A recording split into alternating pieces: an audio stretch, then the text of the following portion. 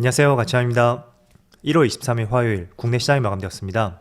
자, 오늘 시장은 전체적으로 많은 종목들이 빨간불로 마무리가 되었지만 크게 특징적이었던 업종은 없었던 것 같습니다.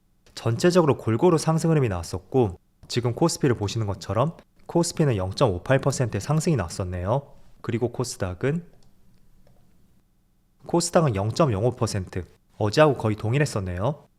그리고 시가총액 상위 종목들을 보면 전체적으로 모든 종목들이 빨간불이 들어왔어요. 하이닉스하고 셀트리온 두 개 종목을 제외하고 모두 빨간불이 들어왔고, 그리고 눈에 띄는 것은 오늘은 카카오뱅크를 비롯해서 지금 보시는 KB금융까지 금융주에 좋은 흐름이 나왔습니다. 아무래도 다음 주부터 실적 발표가 있고, 또 최근에 기준금리 조기 인하에 대해서 기대감이 많이 식었잖아요. 그것도 하나의 주가 상승 모멘텀이 되었던 것 같습니다. 어쨌든 전체적으로 시장 분위기는 나쁘지 않았고, 반면에 코스닥은 몇 개의 종목을 제외하고 전체적으로 시장 분위기가 좋지는 않았습니다. 그리고 코스피의 수급을 살펴보면 오늘은 모처럼 기관에 많은 순매수가 들어왔습니다. 지난 1월 15일, 이때는 많지 않았기 때문에 제외한다면 올해 초였던 1월 2일, 이때 이후로 거의 3주 만에 매수가 들어왔고, 외국인은 3거래 연속으로 순매수가 이어지고 있죠. 그리고 코스닥은 반대로 코스닥은 기관과 외국인의 양매도가 나왔었네요. 그래도 규모 자체는 많지는 않았습니다.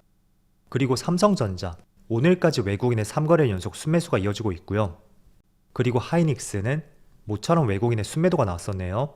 그리고 오늘 강한 상승이 나왔던 카카오뱅크, 오랜만에 양매수가 들어왔고, 또 KB금융도 마찬가지로 기관과 외국인의 양매수가 들어왔습니다. 하지만 2차전지 관련주인 삼성 SDI, 그리고 LG에너지솔루션, 여전히 수급은 좋지 않네요. 자, 그럼 이어서 주차별 매매 동향에 대해서 살펴보도록 하겠습니다. 1월 23일 외국인이 가장 많이 매수한 종목은 삼성전자, 에코프로, 삼성바이오로직스, HPSP, 에코프로머티, 이런 순서대로 매수를 했었고, 그리고 기관은 삼성 SDI, 신한지주, LG화학, KB금융, 오랜만에 금융주가 많이 포진해 있었네요. 자, 이어서 해외 증시를 볼게요. 어제도 미국 증시는 상당히 양호하게 마무리되었습니다. 나스닥은 0.3%의 상승이 나왔고, S&P 500도 0.2%, 다우지수도 0.36%의 상승이 나왔죠. 그리고 반도체 지수도 0.2%의 상승이 나오면서 소폭이지만 그래도 좋은 흐름이 나왔었고, 또 어제도 한 차례 말씀을 드린 것처럼 월봉이나 주봉으로 봤을 때 지금 반도체를 비롯해서 다우지수, S&P 500까지 모두 직전의 신고가, 최근에 2년 만에 이 고점을 돌파했단 말이에요. 그래서 항상 신고가를 돌파한 그 위치에서는 추가적인 상승을 조금 더 기대해 볼 수가 있고요. 그런데 반면에 개별 종목 같은 경우에는 직전 고점 부근에서는 쌍봉을 맞고 한 차례 주가가 꺾일 가능성이 있습니다. 하지만 제가 여러 가지 사례를 봤을 때는 특히 미국 시장 같은 경우에는 오히려 직전 고점까지 시장이 올랐다는 것은 그 고점을 돌파할 가능성에 조금 더 무게를 싣고 있습니다. 그건 어떻게 본다면 유동성의 차이라고 생각이 돼요. 어쨌든 전 세계 주식시장에서 국내 시장이 몇 퍼센트를 차지할까요? 시가총액 기준으로 본다면 국내 시장은 전 세계 시장에 있어서 2%가 채 되지 않습니다. 그렇기 때문에 만년 박스권이라든지 또는 미국 시장에 비해서 상승하지 못하는 이런 흐름들이 나올 수밖에 없다고 생각이 돼요. 그래서 최근에 미국 시장은 전고점을 돌파하고 있지만 국내 시장은 아시는 것처럼, 자, 이렇게 주봉상으로 보더라도 지난 2020년의 상승폭, 그 상승폭의 절반만큼밖에 회복하지 못했습니다. 그렇다 보니 영상 댓글에도 보면 국내 시장을 비관적으로 보는 분들도 계시고 많이 답답해 하시는 분들도 계시더라고요. 하지만 우리가 미국 시장하고 비교할 때 단순히 그렇게 비교하는 것이 맞을까? 이런 생각들을 한번 해보시면서 국내 시장은 전 세계 시가총액에서 2%가 채 되지 않는 시장인 만큼 답답한 흐름이 나올 수 있다. 그걸 먼저 수용해 보셨으면 좋겠습니다. 만약에 그렇지 않다면 주식시장이 굉장히 힘들 거예요. 미국 시장은 잘 가는데 국내 시장은 가지 못한다, 이런 생각을 할 수밖에 없고, 또 최근에는 일본도 굉장히 시장 흐름이 좋죠. 그렇게 계속 비교를 하다 보면 저는 한도 끝도 없다고 생각이 되고, 그런 점에서 이런 것들을 조금은 인정해 볼 때 비로소 그에 맞는 투자 방법이라든지 업종들, 그런 것들도 선별을 해볼 수가 있고, 또 전략들도 같이 짜볼 수가 있겠죠. 참고로 말씀드린다면 미국 시장은 전 세계 시가총액에 있어서 60% 이상이 아마 될 거거든요. 그야말로 미국 시장이 삼성전자라면 국내 시장은 소형주라고 할 수가 있어요. 그래서 그런 차이점이 있고, 그리고 일본 시장은 아마도, 이건 제가 퍼센테이지는 기억이 나지 않는데 아마 전 세계 시장에서 거의 3위 정도? 그 정도의 시가총액을 차지할 것입니다. 그래서 굉장히 우량한 시장이라고 할 수가 있겠죠. 그리고 이거 하나 보여드릴게요. 이거는 지난 1년을 기준으로 해서 그때를 출발점으로 본 거예요. 코스피하고 미국의 나스닥, 그리고 일본 니케이, 또 대만 증시하고 중국의 상해 지수까지 이렇게 5개를 비교해 보니까 확실히 최근에 일본 증시하고 미국 증시 이 두 개의 시장이 가장 좋은 것 같습니다. 나스닥은 1년 동안에 30%의 상승이 있었고 일본은 34%, 또 대만은 14%, 국내는 거의 보합이네요. 그리고 중국은 마이너스 16%.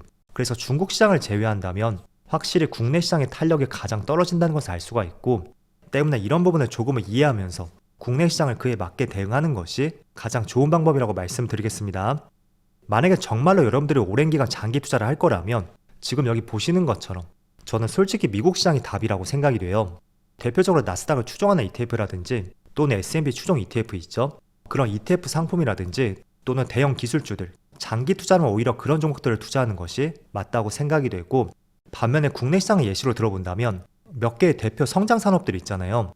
그런 종목들은 장기 투자에 적합한 것 같아요.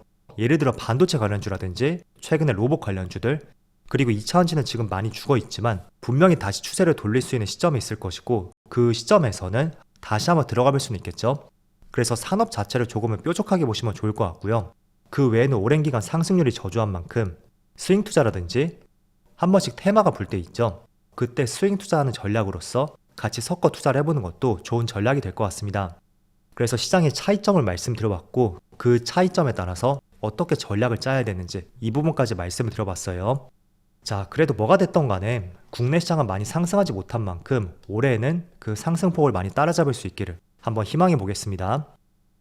자, 사실 오늘 같은 경우에는 시장도 그렇게 썩 좋지 않았었고, 또 국내 시장을 주도했던 업종, 그런 업종이 보이진 않더라고요.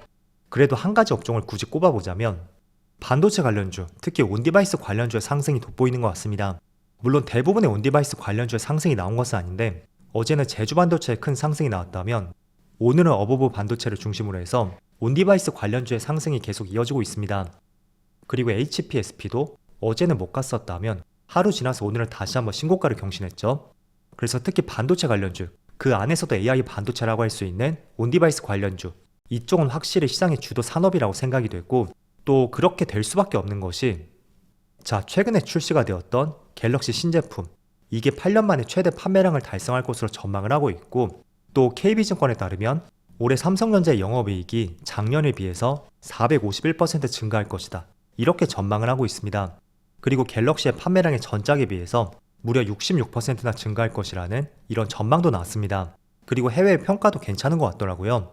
그래서 이런 점들을 종합적으로 본다면 온디바이스 관련주들, 지금은 갤럭시 S24에 탑재가 되었지만 추가적으로 갤럭시 23에도 탑재가 될 것이고, 또는 태블릿 PC라든지 노트북, 컴퓨터 이런 쪽에도 계속해서 확장이 될 수밖에 없겠죠.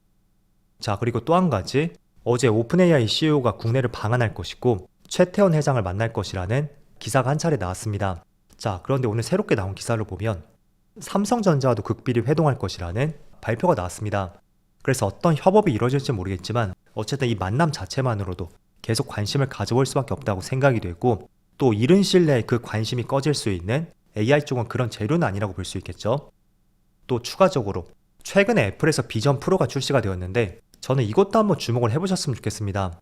왜냐하면 애플에서 만든다는 것은 비전 프로가 점차 다른 기업들로 확대가 될 수밖에 없겠죠.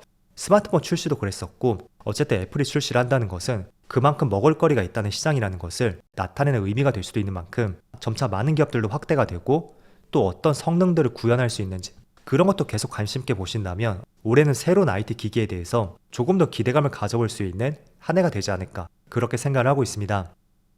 자, 그래서 오늘은 시장이 딱히 큰 반응이 없었던 만큼 조금은 국내 시장을 바라보는 관점, 그리고 산업에 대한 이해, 이런 내용들 위주로 말씀드렸습니다. 항상 투자를 하기 전에 필히 여러분들이 먼저 계획을 세우시고요.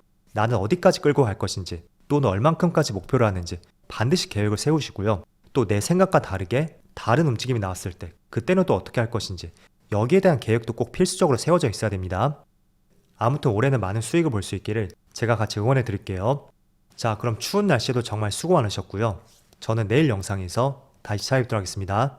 감사합니다.